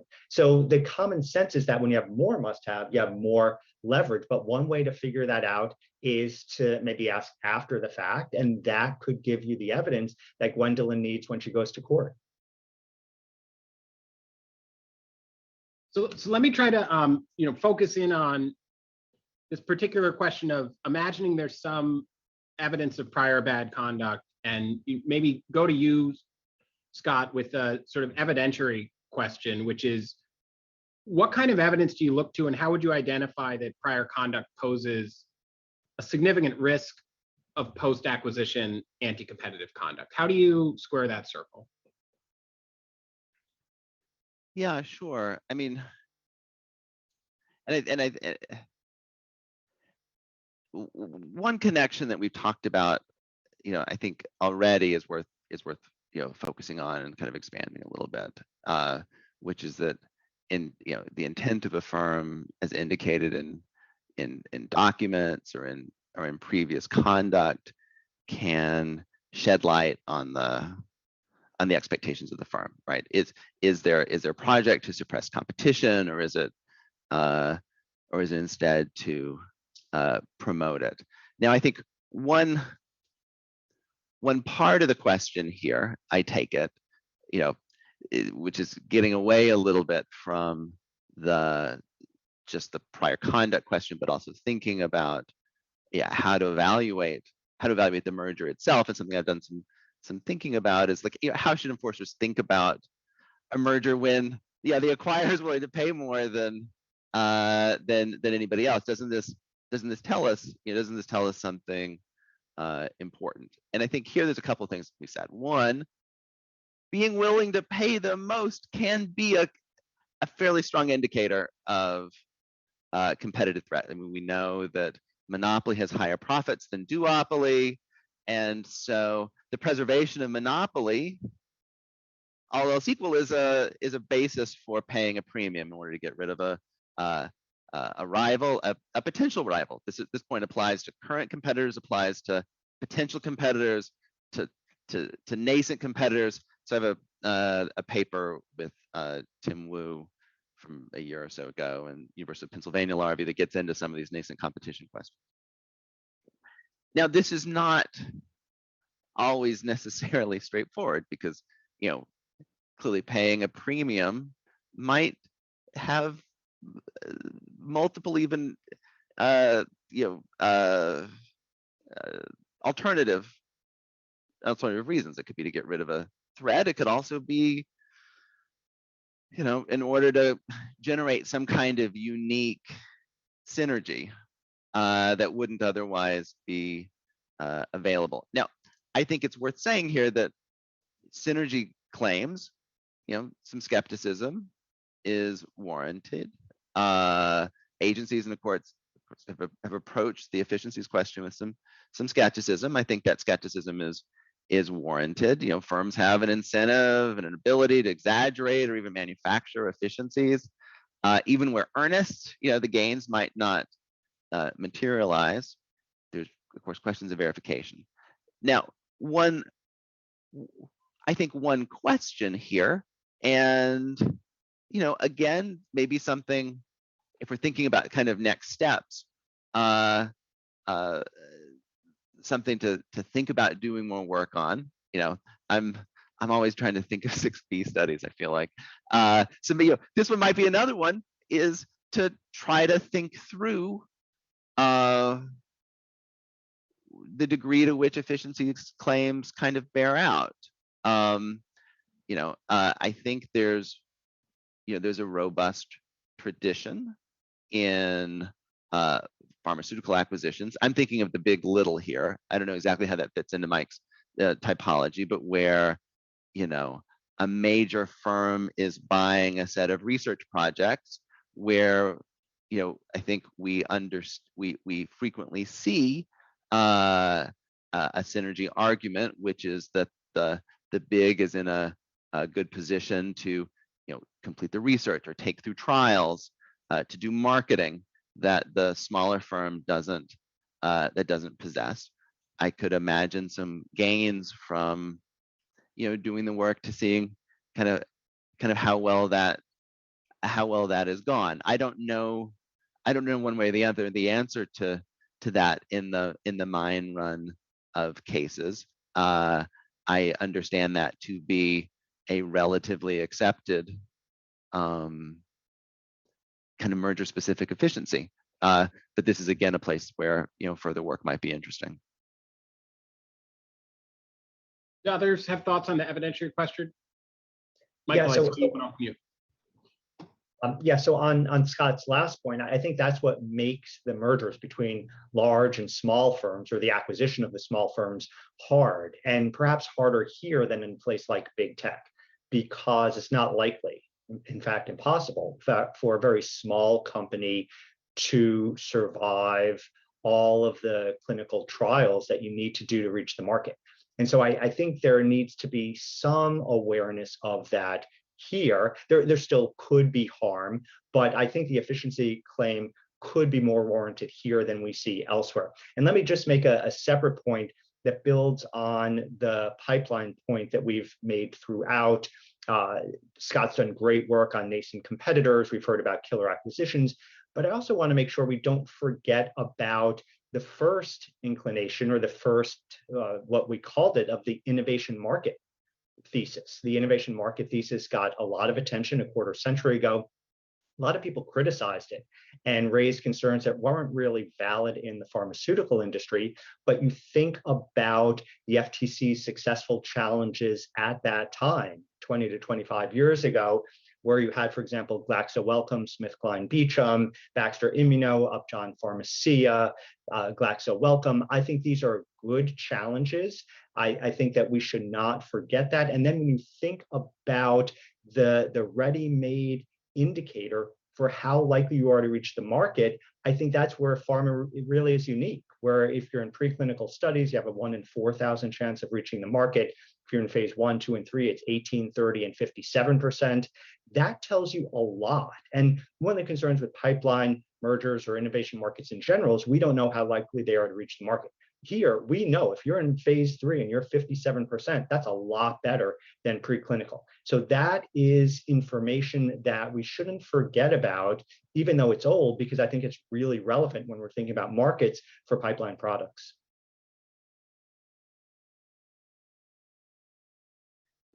Can I ask a related question, going back to the sort of the market definition issue we raised earlier, which is how do we think about prior bad acts in one market or for one product as relevant to the pipelines that address a whole different set of products? And maybe I'll start with you here, Gwendolyn. If there's prior collusion in antitrust zine, was it antitrust? Antitrust is antitrust current. Anything we want it to be. Yes. Yeah. Yes. Yeah. And maybe it's within the portfolios of companies that also have pipelines towards the development of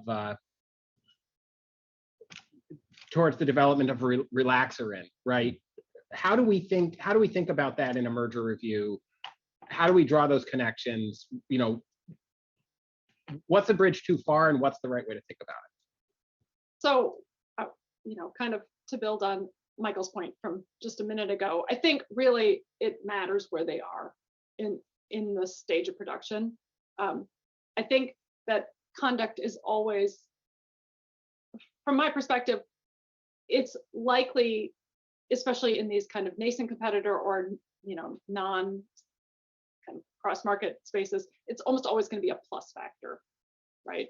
One of the things that we look at, right? So if you have someone who is further along in the stages of competition, I will note the state submitted comments to the merger guidelines.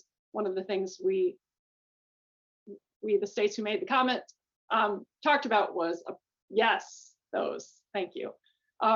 We talked about having a presumption for acquisition of nascent competitors, but again, right, that gets to the question of, right, are they doing a research project, or are they like fixing to come on the market?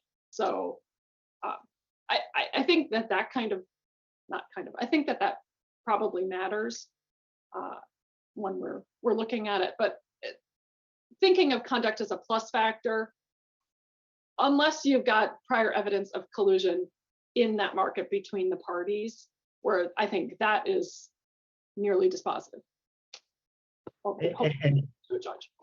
And I like Gwendolyn's calling it a plus factor. That's a good way to think about it. So for example, in our framework, we really focus on it in terms of the mid-sized firms. When you have two large firms, you don't really need it. Once you get down to the mid-sized firms, we think you shouldn't go market by market, only looking for overlapping products. And so here's the place we want to take a closer look. There could be competitive harm, and maybe prior bad acts are the issue that puts it over the line. I also wonder if this could be a different question at times when we think about the labor market side of this as well. So the hiring market, I assume, for biologists is somewhat different than for chemists, and even within that, many subfields. On the other hand, prior wage collusion between the same firms with respect to biologists might tell us something about risks for other employment lines as well. And Raksha, why don't we jump to you, sort of thinking about these sort of issues of vulnerable people and economic inequality that we're hearing so much about, and that I have to say, we at the department think a lot about this whenever we get into the healthcare industry, and thinking about who are the people that price effects translate not just into a theoretical exercise, but into like whether or not you can afford your medicine that day, right? So should enforcers be thinking about effects analysis and consumer harm in a way that systematically considers economic inequality and vulnerability? Yeah, so first I want to thank Chair Khan, AAG Cantor, and the Pharmaceutical Mergers Task Force for putting this whole workshop together and inviting me to present. It is an honor to be virtually seated alongside such incredible experts in this field, so thank you so much. Now to answer your question, yes, enforcers should be considering the role that merger analysis has on economic inequality and vulnerable communities. So we're all aware that prescription drug costs have been on the rise in the last few years. In 2020, United States spent around $348 billion on prescription drugs, which is around an increase of around like $15 billion in the previous 5 years. Now, rising drug prices affect over half of the US population. A 2019 study found that around 62%, like a 2019 study found that around 62% of US adults take at least one prescription drug. And now at a time of immense economic volatility, rising drug prices, they just boost the profits of large pharmaceutical manufacturers at the expense of households across the country. So the beginning of this year, over 800 prescription drugs increased at an average of 5.1%. Yeah, companies like Pfizer experienced a 6% increase in revenue, not considering their COVID-19 products. And so as costs continue to rise, people are actually turning to dangerous methods to manage their healthcare expenses. Around 40% of adults reported not taking their prescriptions as directed by their doctors due to high costs. So they'll cut their pills in half, they'll skip doses, or they'll even resort to not filling their prescriptions at all. So why should enforcers consider economic inequality and vulnerable communities when it comes to this analysis? When we think of people who need healthcare the most, they tend to be the most vulnerable communities in our society. They are the elderly, they're the sick, people from low-income households, or people who have been historically discriminated against. And while our government has established some systems to help these communities manage their healthcare expenses, these systems aren't as beneficial against pharmaceutical powerhouses. In 2021, the CBO found that out of all major federal programs paying for outpatient prescription drugs, Medicare Part D paid the highest average net prices for brand drugs. And so when these pharmaceutical companies merge and continue to gain market power, they're strengthening their ability to set prices at a level that's unaffordable for people already experiencing socioeconomic hardships. Now, we also have to consider that the enforcement agencies are constrained by resources, and they do rely on prosecutorial discretion when it comes to merger analysis. But when we look at the consumers that are affected by mergers, it is important to understand the makeup of these consumers. Are there communities that have experienced historic discrimination, which would amplify the harms on them, or harms of a merger on them more than on other communities? For example, African Americans are 3 times more likely to have kidney failure compared to white patients. And this is a health disparity that's the result of structural racism and historic discrimination in healthcare, housing, and climate policies, just to name a few. So patients with kidney failure need dialysis and other expensive medical treatments. However, anti-competitive mergers in this market exacerbates the existing socioeconomic inequalities by making these life-saving treatments harder to access and afford. Additionally, we also have to, when deciding which merger cases to go after, the agency should think about the actual harms that may come from the merger. So a merger between the 2 largest candle makers in the market and 2 pharmaceutical manufacturers can both have anti-competitive effects in their respective markets, but people don't really rely on candles to survive. They rely on the prescription drugs, however. So this is why enforcement agencies should be considering the most vulnerable people when it comes to this analysis. Thanks. And I was thinking, as you're going over that, how sometimes we engage in this cost-benefit analysis that translates things into price. But if we're thinking about human utility, we've just washed out an awful lot of distinctions among people. A dollar out of someone's pocket can make a huge difference depending on what their overall household budget makes, right? How it actually impacts them. Exactly. So, yeah. Yeah, and so thinking about this anti-competitive conduct in pharma question, Raksha, anything else we should be thinking about in terms of how it affects vulnerable and underserved communities?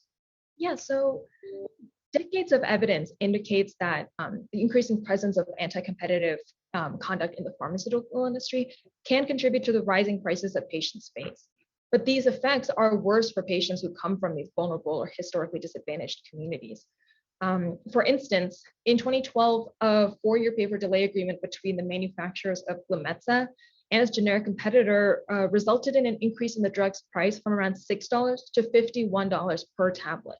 Now, Glumetza is the extended release version of the drug metformin and is commonly a first choice treatment option for patients with type 2 diabetes.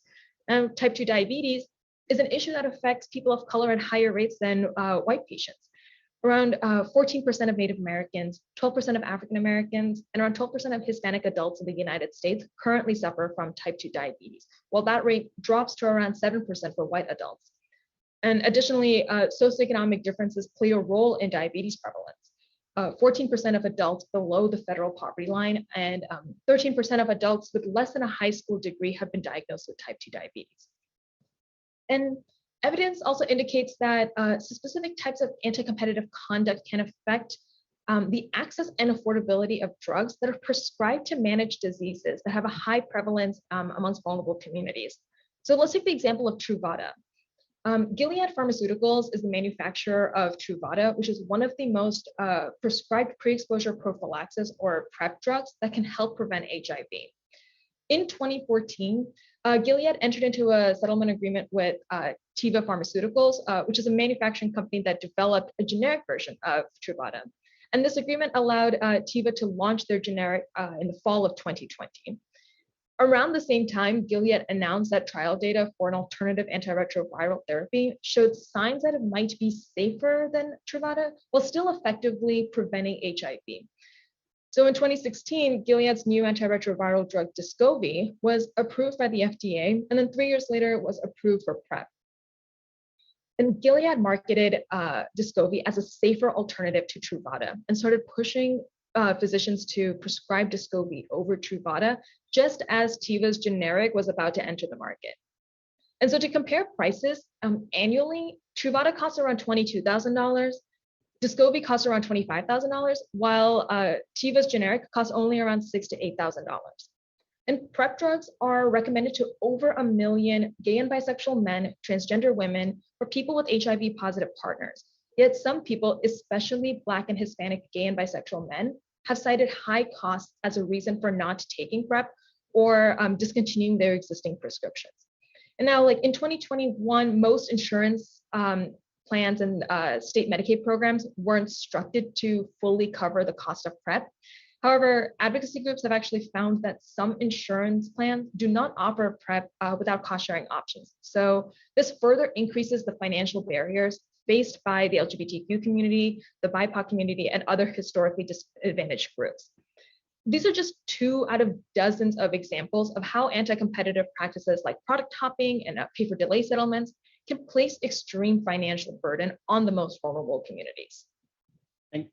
Thank you, Raksha. And we are quickly running out of time, so I want to get to my concluding question. The reason I have the state comment on the merger guidelines printed out is, of course, we at the agencies are knee-deep, maybe waist-deep in working through all those comments and thinking about the merger guidelines revisions. And I wanted to ask this group, we've been focused on pharmaceuticals, but based on your experience there, and maybe if you could each go 60 to 90 seconds on this, based on your experience in pharmaceuticals, what's the most important generalizable recommendation you would give to the agencies on revisions to the merger guidelines? And go ahead. Right. Go ahead, Scott. Yeah, so I think we've heard 3 here that I think are probably the most important. 1, expanded attention to nascent competition and explicit recognition that even if the success of the nascent competitor is far from certain, that even in that situation, antitrust has a role to play. Second, you asked about buy-side harms. I think attention to buy-side harms. We've talked about, workers were mentioned explicitly. One could also imagine acquisitions of suppliers, acquisitions of these startups. The fewer big pharma firms there are, perhaps, the fewer firms there are to fight over in some therapeutic class, a promising startup. So I think unclear whether in the real world there's an incremental problem, because often there's a sell-side harm as well in such a case, but it's something to think about as part of amplifying the discussion of buy-side harms. Third, we spent some time talking about bargaining leverage, recognizing explicitly that enhanced bargaining leverage is an important form of competitive harm, and one in which there might not be a demonstrable output effect. When we can talk about how there's always kind of an output effect depending on how you think about it, but making clear that there can be harms, due to the weakened position of trading partners due to the reduction in competition, and that output harm is not an essential feature of that issue. I think one thing we need to be careful is that the guidelines ought to authentically reflect agency practice. I think as to the three things that I've mentioned, all of which would be incremental on what's explicitly in the guidelines, I think those do capture the kinds of things that rigorous merger enforcement is already taking into account in this, and these three would just be making those more explicit. Sure. Thanks, Scott. Michael? So following up on Scott's last point, I think leverage is a really important issue. It applies differently in different industries. So we think it applies in pharma. It's not going to apply across the board, but where it does, we think that sometimes it is underappreciated. And then just to put another issue on the table, what does it take to put in the guidelines a presumption? And so presumptions are all the rage these days. We want to switch presumptions here and there, and that has a significant effect. And so what does it take in order to put in a presumption? And so Professor Danzen and I wanted to be pretty cautious, pretty conservative in switching the presumption only for a merger of two large firms. And we think that's supported by the pharmaceutical industry, the lack of efficiencies. And so based on scholarship and thinking, what does it take to put in a presumption? Thank you. Gwendolyn, and then we'll finish with you, Raksha. So I will say I agreed a lot with what Scott has said. The states have 99 pages worth of comments, so it's pretty tough to summarize them in 90 seconds or less. But certainly we talk about nascent competition, we talk about presumptions and ideas for the federal agencies to consider. I 100% agree that they should reflect our actual practice rather than a hypothetical. But I will say this, one of the things that I heard through this entire workshop is that there are a lot of resources being spent on merger review and looking at anti-competitive conduct generally. And as companies become ever larger and scoop up increasing numbers of drugs, and this is not just applicable to the pharmaceutical industry, right?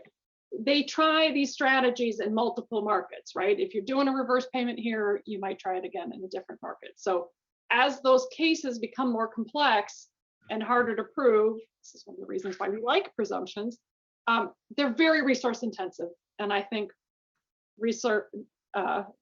all enforcers across the political spectrum and around the world agree that antitrust needs more resources. If we're going to look at this stuff, we spend a huge amount of time reviewing merger transactions. I know the FTC and DOJ do as well. So, we in the states would really like more resources, and I know the federal government too. So that's just my one last pitch. Here, here. Raksha, can you wrap us up? Absolutely. So I definitely agree with the rest of the panelists have to say. And I would also stress that my previous statement on that antitrust enforcers should understand the demographic makeup of the consumer base and analyze the varying effects faced by different communities. It is resource intensive work. And so to Gwendolyn's point, give the agencies more resources. But weighing the effects of a merger on various historically disadvantaged communities is so important. And This is imperative if the agencies are aiming to stop anti-competitive practices or mergers, and in the long run to help ease the financial burden of prescription drugs. We're talking about products and innovations, but in the end, this is about people and how the people are able to get the essential healthcare that they need. So, thanks. That's such a great note to end on, because this is critically important stuff to the American people, and we've been so fortunate to have such a great panel helping us with it. So that'll close out our panel, and I think stay tuned for the completion of the event.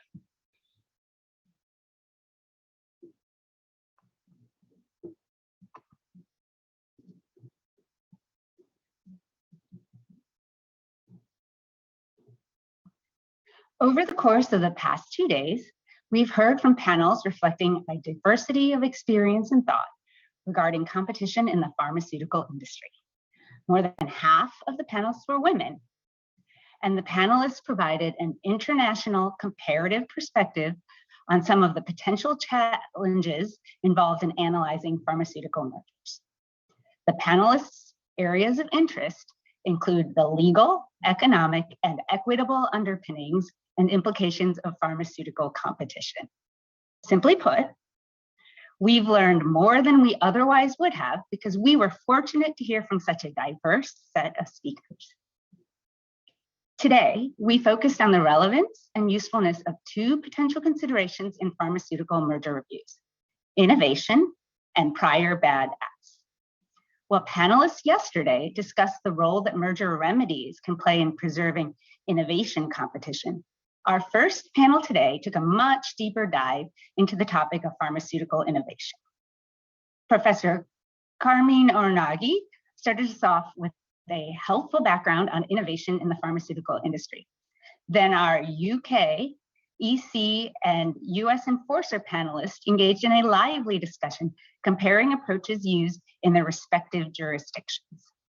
They described how their agencies assess innovation competition, including specific analytical frameworks used for pharmaceutical mergers. They considered whether some potentially harmful pharmaceutical mergers are slipping through the cracks due to reporting thresholds. They discussed the risks associated with mergers that concentrate R&D capabilities.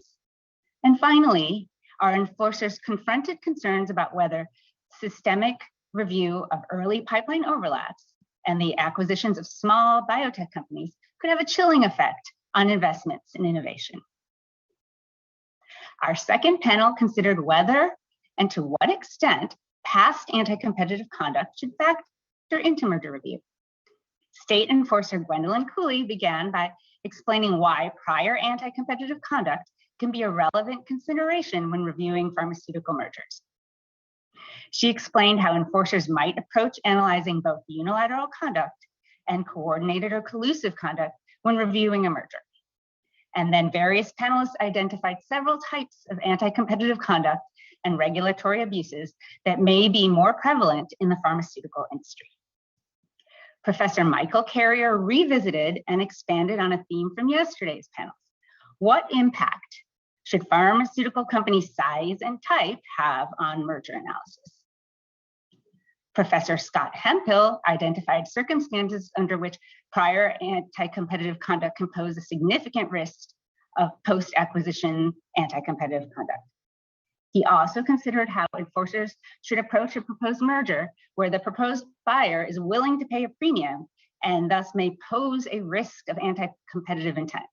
But that buyer also has the potential to generate significant synergies and pro-competitive efficiencies.